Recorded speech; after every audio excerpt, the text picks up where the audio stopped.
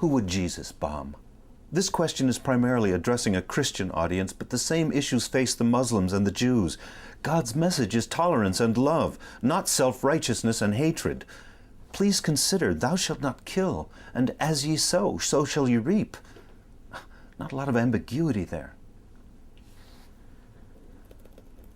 What is God? God is the force of life, the spark of creation. We each carry it within us. We share it with each other. Whether we are conscious of the life force is a choice we make every minute of every day. If you choose to ignore it, nothing will happen. You are just less conscious. Maybe you are less happy, maybe not. Maybe you grow able to tap into the universal force and increase the creativity in the universe. Love is anti-entropy. Please notice that conscious and conscience are related concepts. Why God? What is the value? Whether committee consensus of a benevolent power that works through humans or giant fungus under Oregon, the value of opening up to the concept of God is in coming to the realization that we are not alone, establishing a connection to the universe, the experience of finding completion. As individuals, we may exist alone, but we are all alone together as a people. Faith is the answer to fear. Fear opposes love. To manipulate through fear is a betrayal of trust. Many people will think that I should not be able to choose the time and manner of my own death.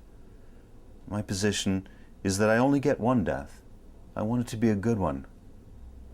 Wouldn't it be better to stand for something or make a statement rather than a fiery collision with some drunk driver?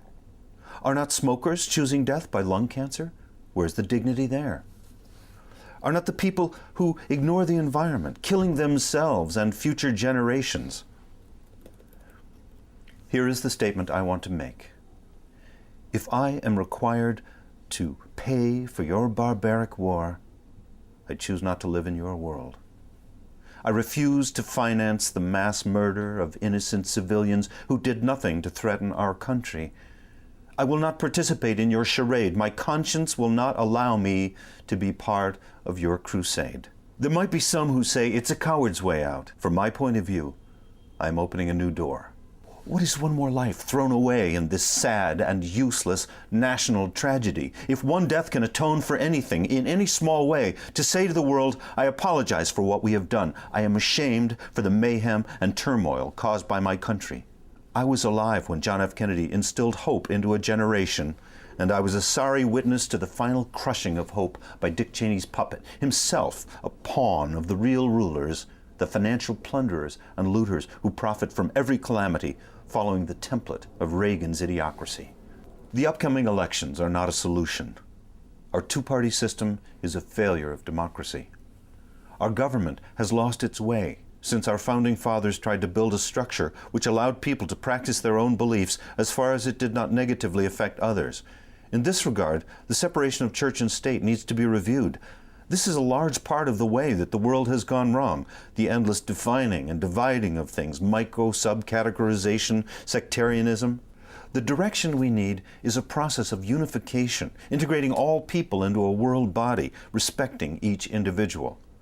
Business and industry have more power than ever before, and individuals have less. Clearly, the function of government is to protect the individual from hardship and disease, from zealots, from the exploitation, from monopoly, even from itself. Our leaders are not wise persons with integrity and vision. They are actors reading from teleprompters whose highest goal is to stir up the mob. Our country slaughters Arabs, abandons New Orleanians, and ignores the dying environment.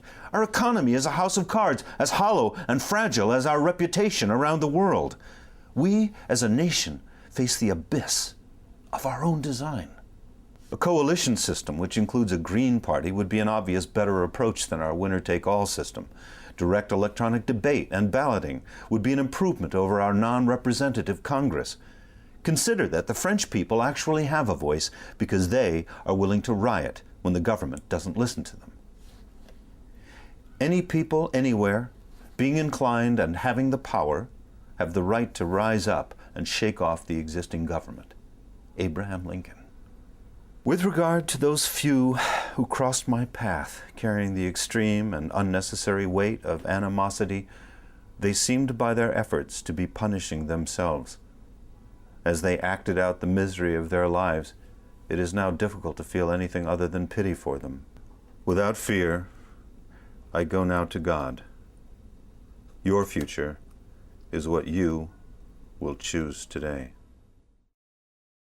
More information can be found at www.savagesound.com/gallery100.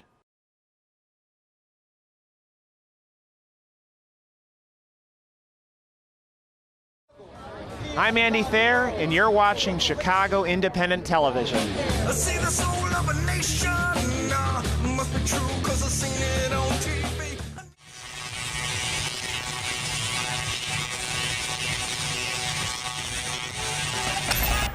On the one-year anniversary of the landmark Immigrant Rights March in Chicago, thousands of people packed Chicago's Federal Plaza to mark the occasion and continue the struggle for immigrant rights.